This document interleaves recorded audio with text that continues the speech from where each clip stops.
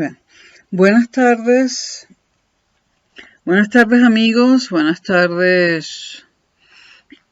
Son las 14:16 o 2:16 pm, 2:16 de la tarde del sábado 19 de junio del 2021, en la ciudad de Madrid, España. Son las 14:16, por tanto, en Madrid, ¿no? Entonces, buenas tardes Madrid, o buenos mediodías, todavía casi buenos mediodías, buenas tardes España, buenas tardes o buenos mediodías Europa, buenos días América Latina, Estados Unidos, Canadá, etc. Hola, resto del mundo. Este es el primer video de una serie de videos que voy a realizar sobre historia contemporánea. Comenzaré con la historia contemporánea 1. ¿Cuál es el objeto de estudio de la historia contemporánea 1? El siglo XIX. Cada vez más la nueva historiografía y los nuevos historiadores contemporáneos actuales han preferido organizar los tiempos históricos para su estudio mediante una serie de hechos históricos y de acontecimientos que tengan algún tipo de relación unos con otros. Por supuesto, la historia está toda relacionada, ¿no? No hay nada más relacionado que la historia del mundo, ¿no? Pero en lugar de estudiar un siglo a secas, qué sé yo, estudiar el siglo XIX desde 1800 hasta 1899, la nueva historiografía, ya ni tan nueva, y los historiadores actuales prefieren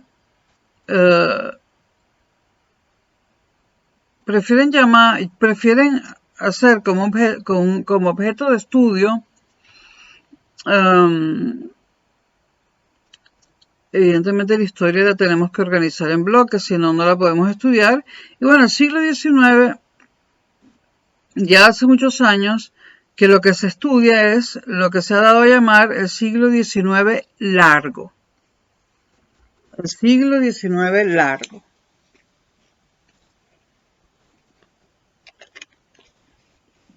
Es decir, no un siglo XIX que comienza en 1800 y termina en 1899, sino el siglo XIX largo que comienza en 1789 y finaliza en 1914. Es un siglo XIX con 25 años extra, 125 años. En estos videos vamos a estudiar lo que ha sucedido en esos 125 años que llamaremos el siglo XIX largo. No recuerdo en este momento cuál es el nombre del historiador que acuñó el término siglo XIX largo. Empezamos con 1789. ¿Por qué? Porque es una fecha paradigmática. Es la Revolución Francesa, es el comienzo de la Revolución Francesa. La Revolución Francesa no fue la primera revolución. Primero estuvo la Revolución Inglesa, la Revolución e incluso la Revolución Norteamericana. Fueron antes que la Revolución Francesa. Pero la Revolución Francesa marcó un hito en la historia y entonces este siglo va a comenzar con el año de 1789, donde comienza la Revolución Francesa. Y terminará en el año de 1914, año en que comienza la Primera Guerra Mundial. Es decir, termina el estudio del siglo XIX largo justo antes de que comience la Primera Guerra Mundial, 1914. El libro en el que me estoy basando es un libro que se usa en algunas universidades españolas y que se llama Historia Contemporánea Universal. Historia Contemporánea Universal, de Alianza Editorial, del surgimiento del Estado contemporáneo a la Primera Guerra Mundial. La compiladora es Ángeles Lario, Ángeles Lario. Hoy voy a tratar de grabar, la cantidad de videos que requiere el primer capítulo, ¿no? O la primera parte. Pero,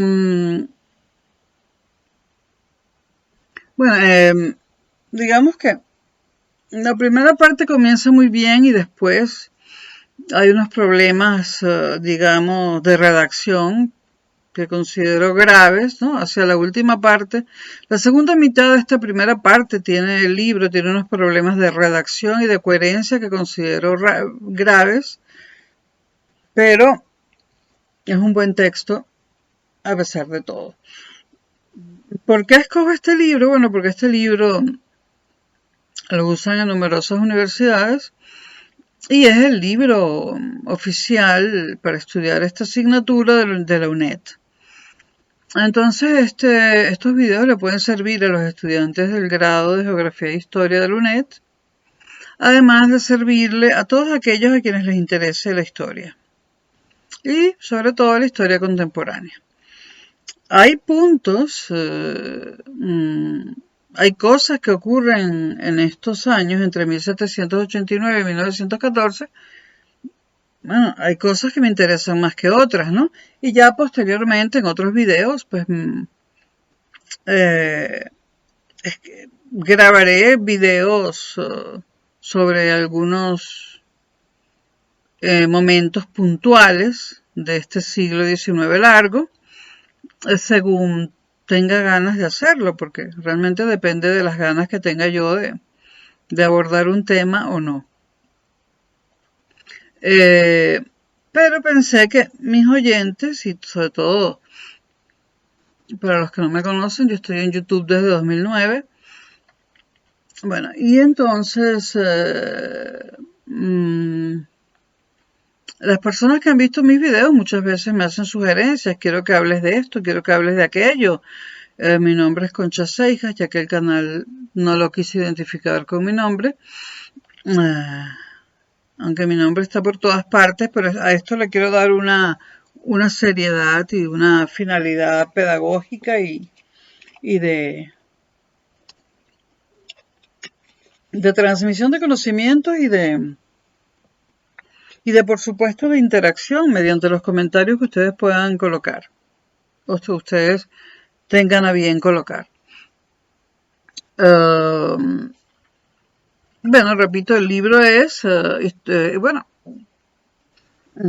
libro es Historia Contemporánea Universal del surgimiento del Estado contemporáneo a la Primera Guerra Mundial. La compiladora es Ángeles Lario y está publicado por Alianza Editorial. Una muy buena editorial. La primera parte habla de los inicios revolucionarios. El nacimiento del Estado contemporáneo. Perdón, es que me está molestando un ruido que hay fuera. Esperemos que...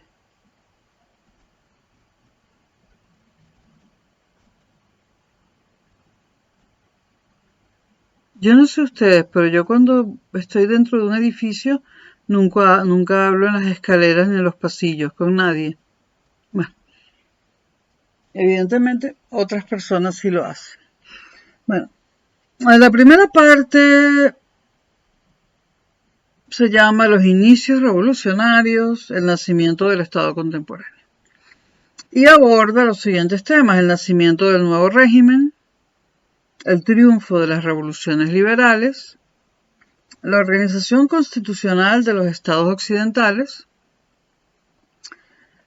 el paso de súbdito a ciudadano. Todo esto va a ser explicado todos estos puntos van a ser desarrollados obviamente a lo largo de todos estos videos. El paso de la soberanía del rey a la soberanía nacional, el concepto de nación e instituciones y el surgimiento de la nación y de las instituciones,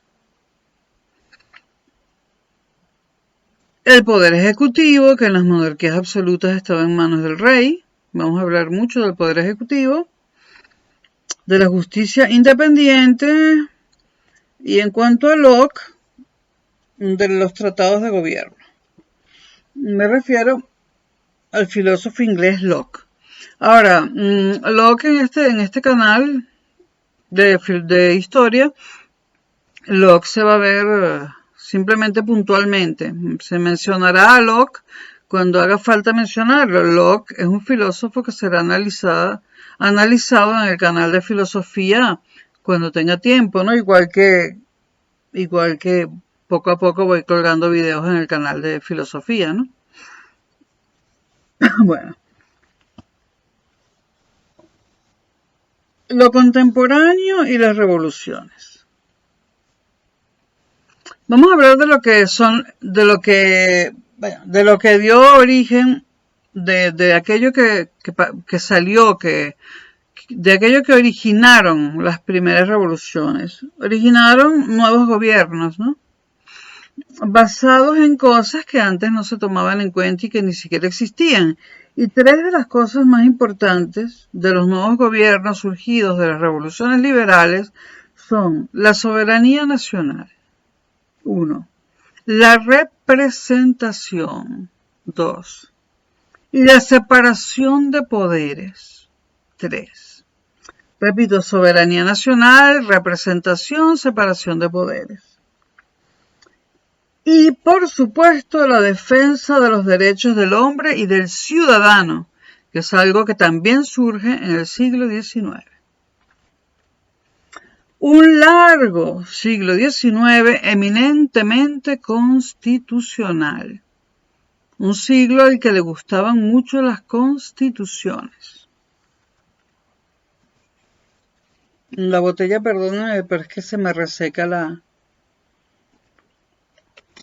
garganta y es por un problema de salud. Bueno. Lo contemporáneo. ¿A qué nos referimos con lo contemporáneo? En materia de historia, que no es lo mismo que en materia de filosofía. Lo contemporáneo es el mundo liberal democrático, que se comenzó a gestar en el ámbito atlántico. Cuando hablamos de ámbito atlántico nos referimos tanto a Europa como a América. Ese mundo liberal democrático, estamos hablando, de las democracias modernas, ¿no? Ese mundo liberal democrático comenzó a nacer en ambos lados del Atlántico por igual, ¿no? Del lado europeo comenzó a nacer en Inglaterra, en primer lugar, Francia y luego España. Y en el lado americano, en Estados Unidos y toda América Latina. O sea, en ambos lados del Atlántico se comienza a gestar ese nuevo mundo, ese nuevo sistema político liberal democrático. Libros muy importantes sobre este tema para quien quiera ampliar su formación, sus conocimientos. De Tocqueville o Tocqueville, como lo quieran llamar, que es un clásico y publicado por primera vez en 1835, es decir, en el siglo XIX, Reflexiones sobre la Revolución Democrática en América. Eso es un clásico, ¿no? Un clásico. Se refiere a América del Norte, a los Estados Unidos. Otro libro muy interesante de Palmer, publicado en 1959, en el siglo XX, The Age of the Democratic Revolution, A Political History of Europe and America. Y abarca el periodo de 1760 a 1800. Es decir que el señor Palmer en este libro se enfoca todavía en el siglo XVIII, los últimos 40 años del siglo XVIII. Es muy importante leer todo lo que encuentren de la Revolución Inglesa del siglo XVII o de las revoluciones inglesas del siglo XVII. Para los anglosajones, específicamente para los ingleses, ellos al término revolución le dan un significado más bien evolucionista.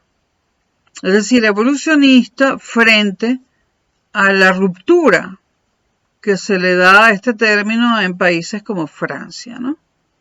O que se le dio a este término en países como Francia, que Francia es el país clave para hablar de esto, ¿no?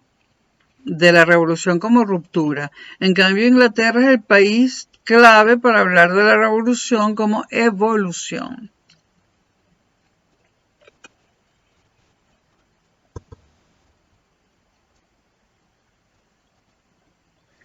Para los ingleses, la modern history, la historia moderna, llega hasta la Primera Guerra Mundial.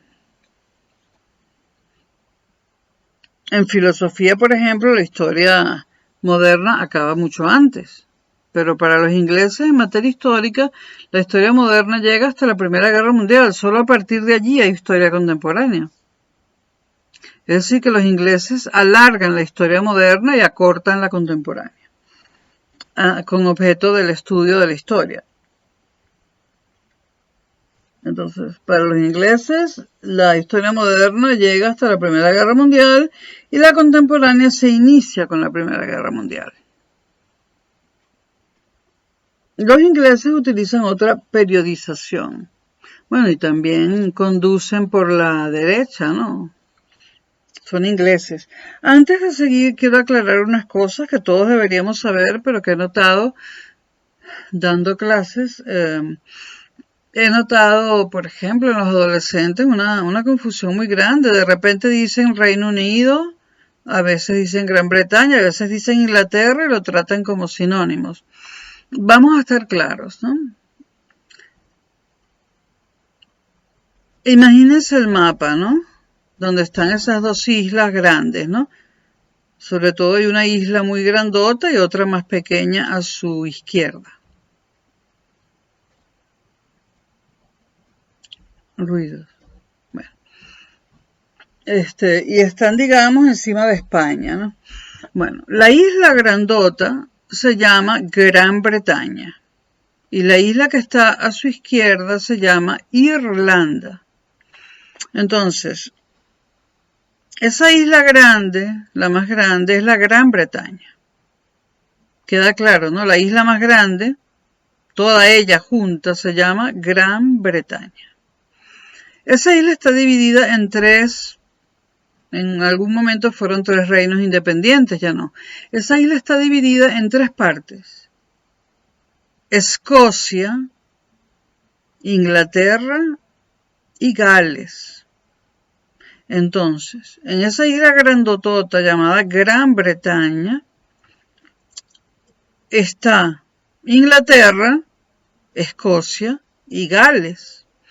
Entonces, por lo tanto, Inglaterra y Gran Bretaña no pueden ser sinónimos, porque Inglaterra es una de las 3 partes en la que está dividida la Gran Bretaña. Creo que eso ha quedado claro, ¿no? ¿A qué se le llama Reino Unido? A la suma de la isla grandota, Gran Bretaña, más Irlanda del Norte. La isla pequeña está dividida en Irlanda del Norte e Irlanda del Sur.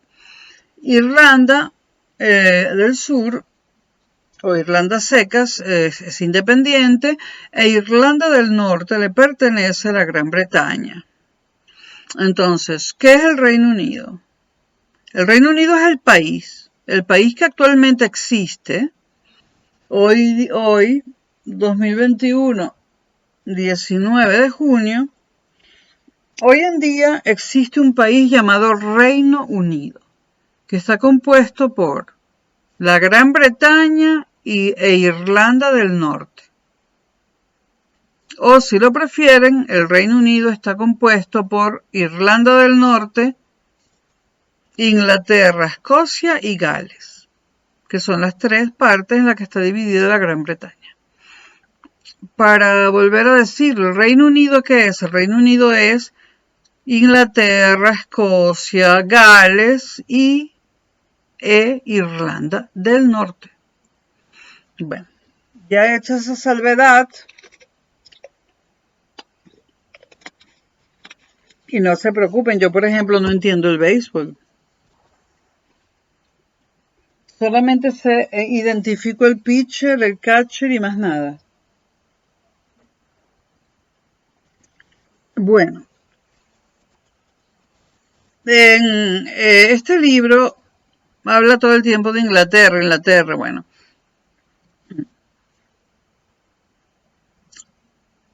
Hablaremos de Inglaterra, pero recuerden que el país que existe hoy en día, en 2021, es el Reino Unido. ¿Qué es ese país que se ha separado de la Unión Europea? Porque lo decidió así. Bueno. La época de las revoluciones. Ideas y procesos en la construcción del Estado contemporáneo, la nueva cultura política. Y empezamos con la Revolución Inglesa, la primera revolución liberal. La Revolución Inglesa tiene, en Inglaterra hay dos momentos revolucionarios claves en el siglo XVII. Justo un siglo antes de la Revolución Francesa está la inglesa. Y aunque aquí vamos a estudiar el siglo XIX, con una partecita del XVIII, es imprescindible irse al XVII para comprender el siglo XIX. Para comprender el siglo XIX tenemos que pasar por el siglo XVII inglés. Esto es muy importante. Hay dos momentos revolucionarios en la Inglaterra del siglo XVII. Son dos fechas que hay que saberse. 1640 y 1688. 1640 y 1688.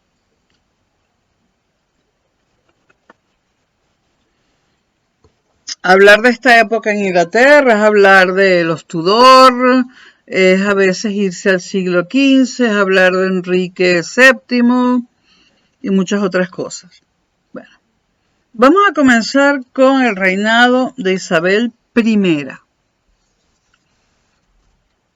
Durante el reinado de Isabel I hay conflictos en el Parlamento. Y en este momento estamos en el siglo XVI, ni siquiera el XVII. Isabel I, siglo XVII, experimenta o sufre conflictos en el Parlamento. En el siglo XVI, están los finales del reinado de Isabel I.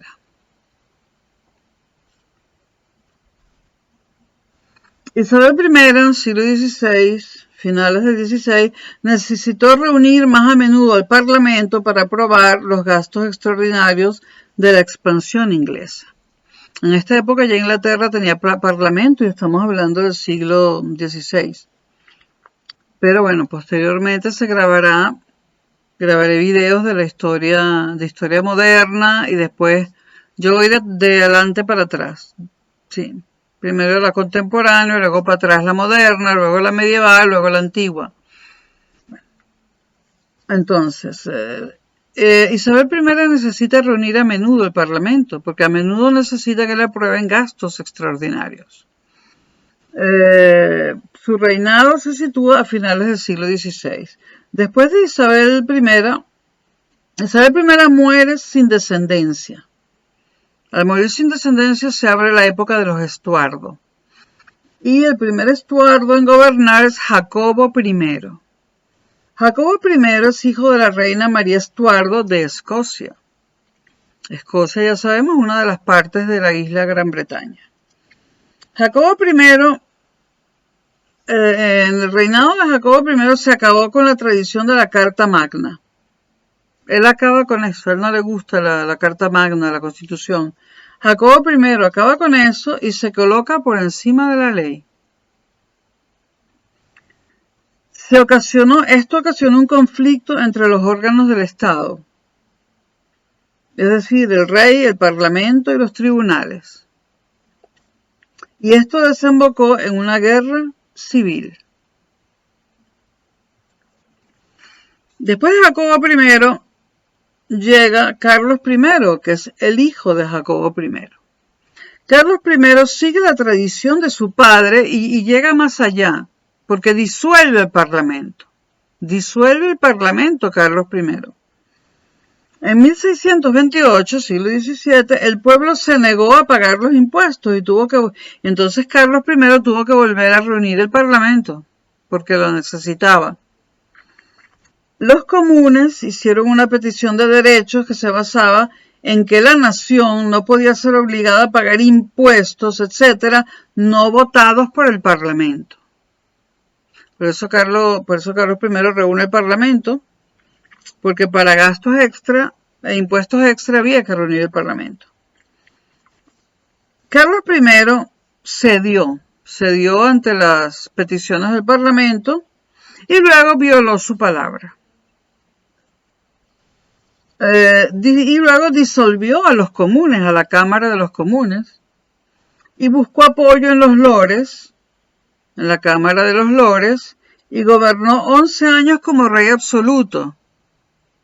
Es decir, como si el Parlamento no existiera. Él tenía todos los poderes. Luego reunió de nuevo al Parlamento porque necesitaba pedir dinero para frenar las insurrecciones. No logró que el Parlamento le diera dinero extra para frenar las insurrecciones y entonces disolvió el Parlamento de nuevo.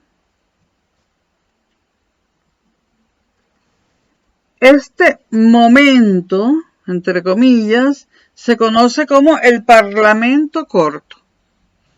Es decir, Carlos I, que tenía disuelto el Parlamento, lo vuelve a reunir para pedir dinero extra para frenar las insurrecciones. El Parlamento no le otorga el dinero extra y Carlos I disuelve de nuevo el Parlamento. A este Parlamento se le conoció como Parlamento corto, por lo poco que duró.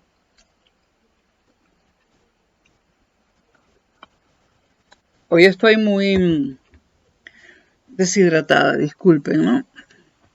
Bueno. El rey Carlos I, al ver que no tiene dinero para frenar las insurrecciones, convoca elecciones.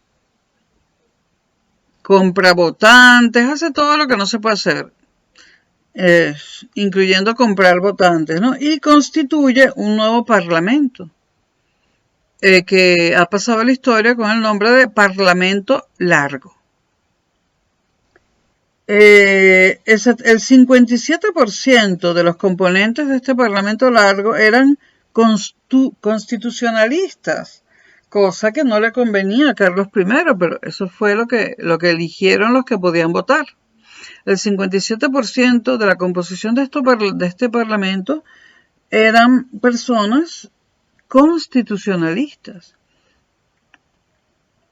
Y por lo tanto, John Prim, el presidente del Parlamento, denunció los abusos del rey.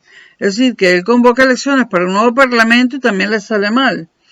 La mayoría del Parlamento se forma con constitucionalistas y además hay un parlamentario que denuncia los abusos del rey, es decir, de Carlos I.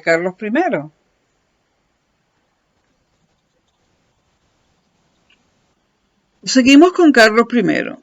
Hay una gran protesta popular durante el reinado de Carlos I, que en inglés, bueno, claro, son ingleses, se llamó la Grande Remonstrance.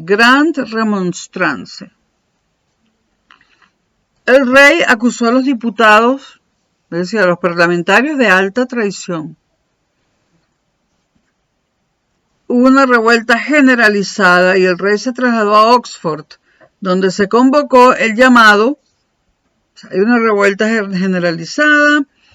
Miren qué trabajo yo para grabar los videos, para que después vengan mis enemigos políticos a denunciar el canal. Bueno, el rey, hay una revuelta generalizada y el rey huye a Oxford y allí convoca una cosa que él llamó el Parlamento auténtico. O sea, el Parlamento corto no le sirvió, el largo tampoco, ahora convoca el Parlamento auténtico.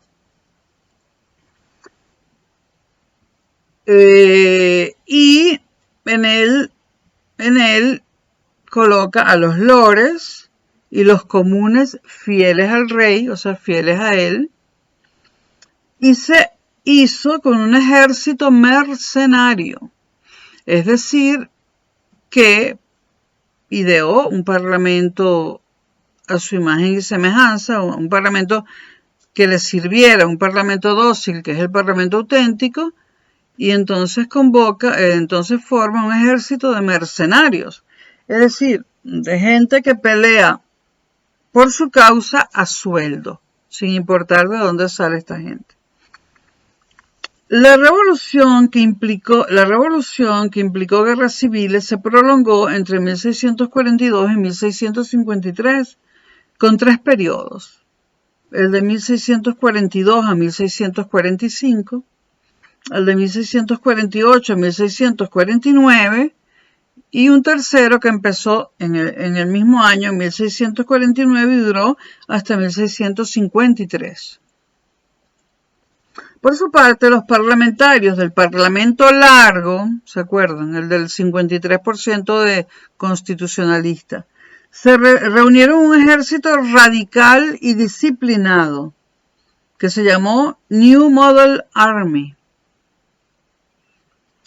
Además, un ejército radical y disciplinado e ideológico, donde destacó Oliver Cromwell, que reclutó a los primeros componentes de las llamadas Ironsides. Era considerado una unión de hombres libres del pueblo de Inglaterra para defender la libertad y sus derechos fundamentales y los derechos fundamentales del pueblo. Este ejército llamado New Model Army. Bueno, lo mínimo que podían hacer cuando el rey crea nada menos que un ejército de mercenarios, ¿no?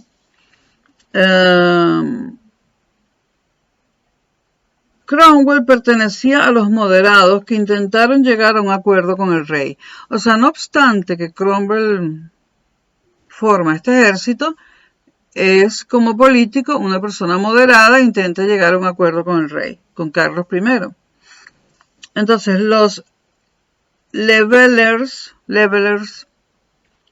los niveladores y los diggers, cavadores, proponían la ejecución de Carlos I, esto eran grupos de personas, y la abolición de la monarquía. Cromwell era moderado, pero estaban también los levellers, lo deletreo,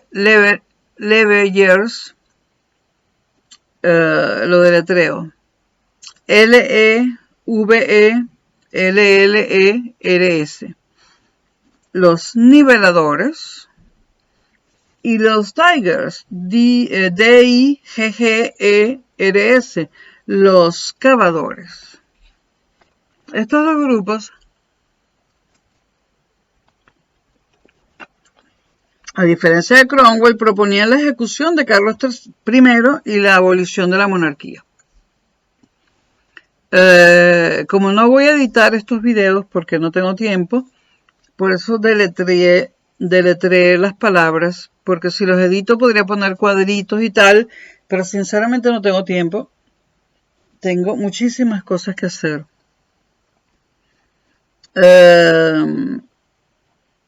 Esta tendencia radical imperaba en el ejército, la tendencia de abolir la monarquía y ejecutar al rey.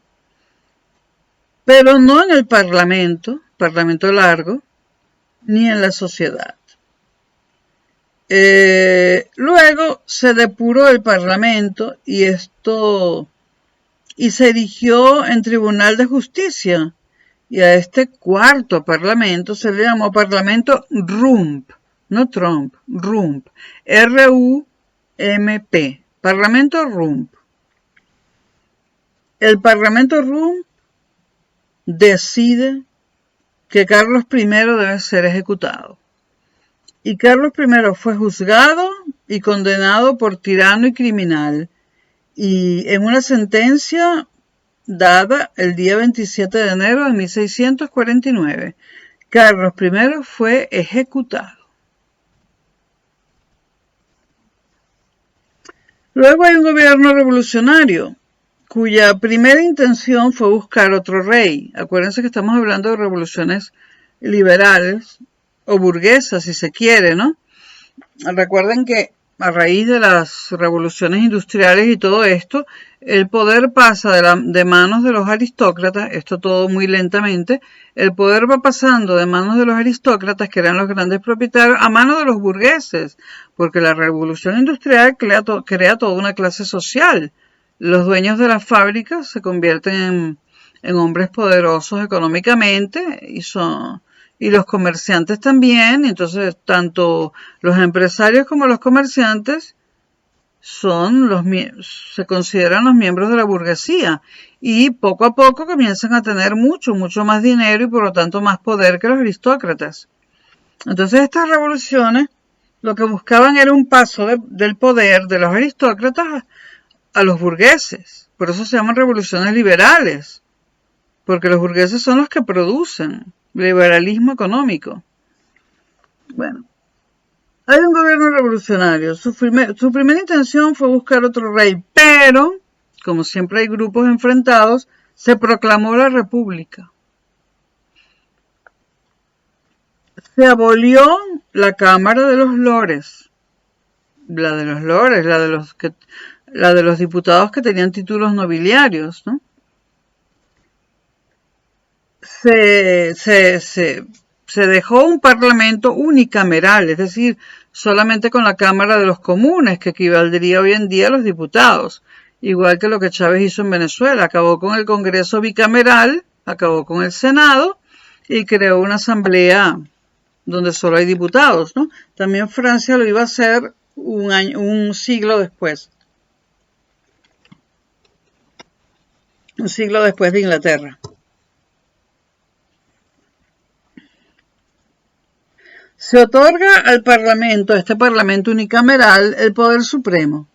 Y hay un Consejo de Estado que ejecuta el poder ejecutivo, valga la redundancia, que detenta el poder ejecutivo. El 7 de febrero de 1649 se abolió la monarquía en Inglaterra. 7 de febrero de 1649.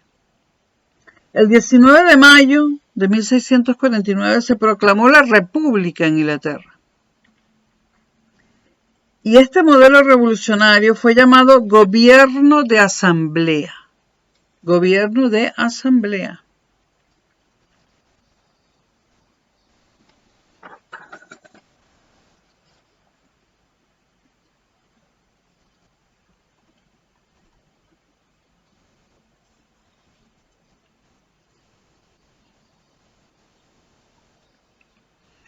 Bueno.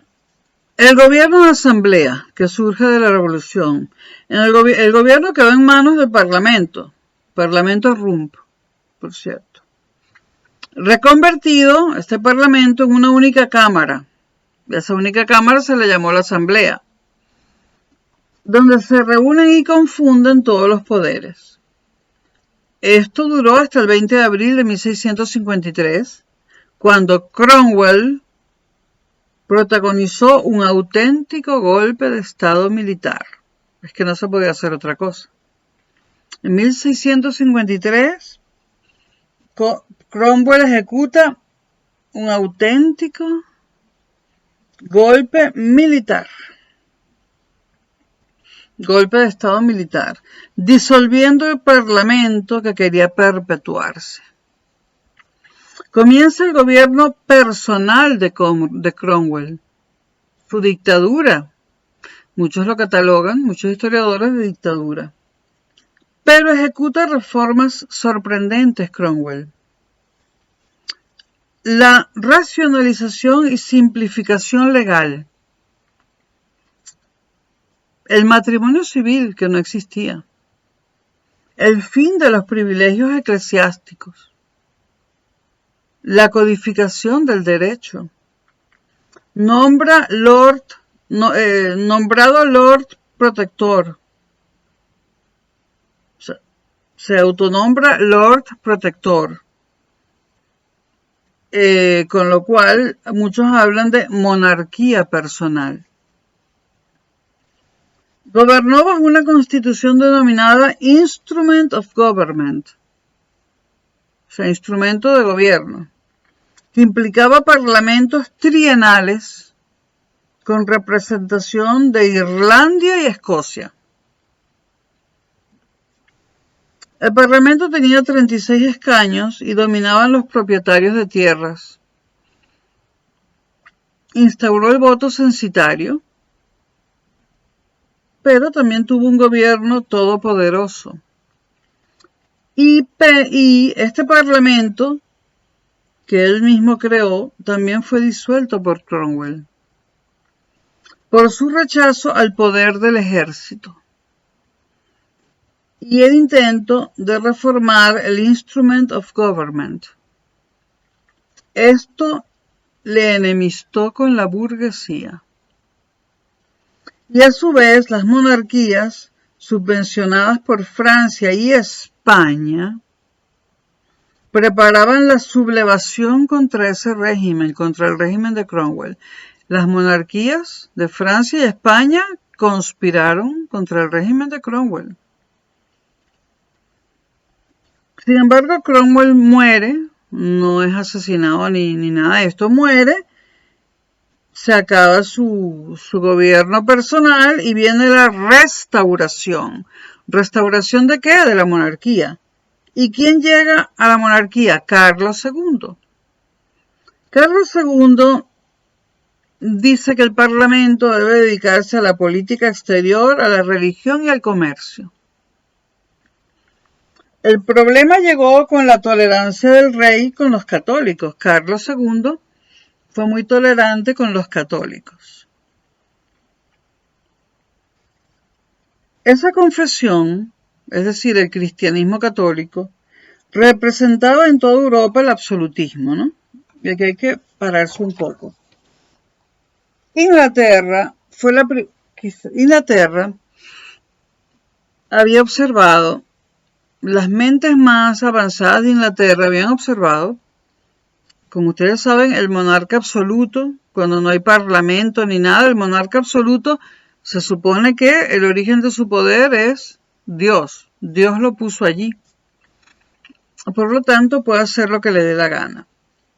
Cuando estamos en una época donde el analfabetismo es lo que hay, y la mayoría de la gente es analfabeta, esto es muy fácil de hacerle creer al pueblo que sí, que Dios, hay un Dios que puso ahí al rey, ¿no? Entonces, los ingleses veían muy problemática la religión católica, la parte católica del cristianismo, ¿no? Porque era la que mantenía en el poder a los reyes absolutistas, a las monarquías absolutas. Es decir, aquellas monarquías donde no había parlamento, donde no había nada, donde el rey tenía todos los poderes, donde no había división de poderes. Inglaterra se vuelve protestante, o mejor dicho, en la versión anglicana del protestantismo, como un rechazo a la Iglesia Católica que sostenía y apoyaba a las monarquías absolutas. Entonces, el hecho de que Carlos II empiece a tolerar y proteger incluso a los católicos se convierte en un problema para Inglaterra.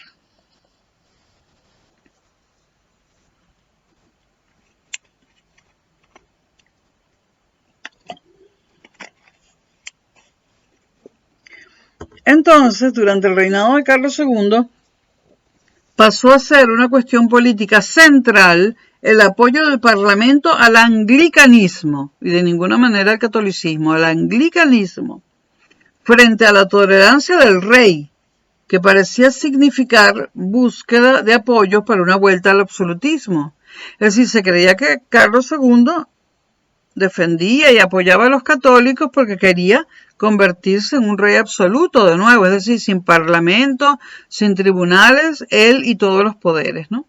Entonces el parlamento se abocó a defender por encima de todas las cosas el anglicanismo. El Parlamento expulsó al 20% de los clérigos, o sea, de sus beneficios eclesiásticos, se los quitó. La monarquía casi no convocaba al Parlamento. En 1685 muere Carlos II. Y llega al poder Jacobo II.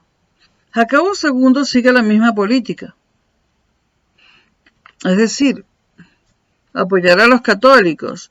La Esperanza de Inglaterra pasa a ser su hija, protestante, casada con Guillermo de Orange, protestante también.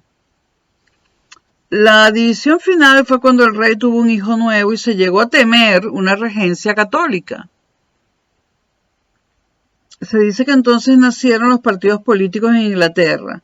Los Tories, anglicanos, conservadores, enemigos tanto del catolicismo como del puritanismo, que querían una corona fuerte y no admitían la resistencia a la autoridad.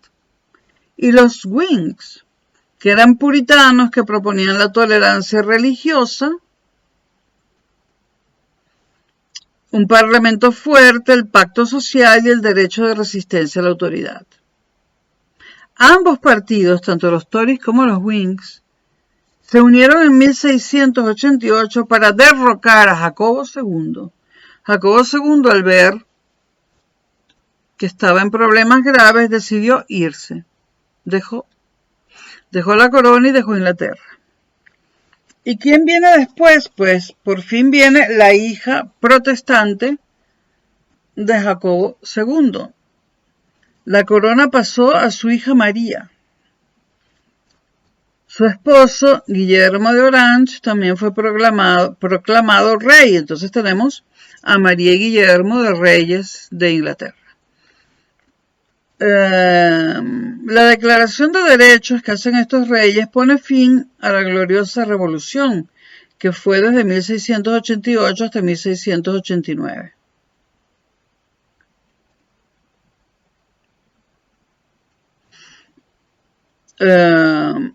No, me quedo pensando porque Bolívar tenía una gran admiración por esta revolución gloriosa. Bueno, se sentaron las bases del moderno sistema constitucional inglés, con María y Guillermo de Orange. Viendo la segunda revolución, que es pacífica, se estableció que no se pudieran cargar impuestos que no hubieran sido aprobados por el Parlamento. Se consolidó la mayor fuerza de los comunes, la representatividad. Esto es importantísimo. Por primera vez el pueblo es representado y es representado por los comunes. Se estableció la libertad de cultos excepto para los católicos. A mí esto me fascina. Libertad de cultos excepto para los católicos. Qué feliz me hace. María y Guillermo, maravillosos. ¿Cómo será Guillermo de Rey, el actual Guillermo? Bueno, se produjo la unificación definitiva de Inglaterra y Escocia.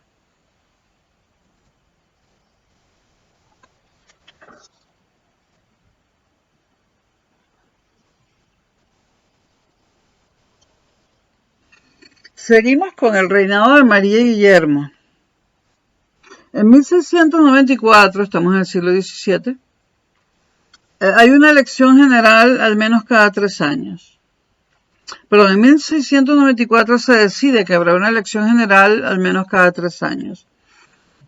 En 1695 se abolió la censura. Se creó también en esta monarquía de María Guillermo la ley del acuerdo, Settlement Act, para la limitación de la corona y mayor protección de las libertades. El rey se establece, esto es muy importante, que el rey debe ser anglicano. La Constitución, suma de procesos, leyes y tal, comienza a verse como un hito histórico. Hay estabilidad durante esta monarquía y hay un enorme desarrollo económico y comercio, como nunca se había visto en Inglaterra. Hay derechos, vida y propiedad firmemente garantizados. Se convierte Inglaterra en la sociedad más avanzada de su época con María y Guillermo. Se desarrolló la cultura y un nuevo pensamiento, y fue este el contexto en el que Newton hizo todos sus descubrimientos y trabajos científicos.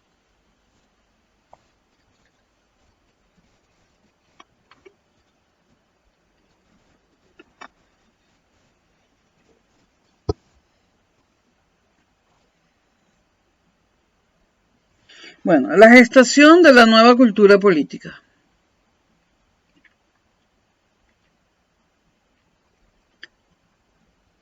Vamos a dejar esto para otro video, porque no quiero que pasen de 1 hora para que no se me aburran. Nos vemos dentro de nada.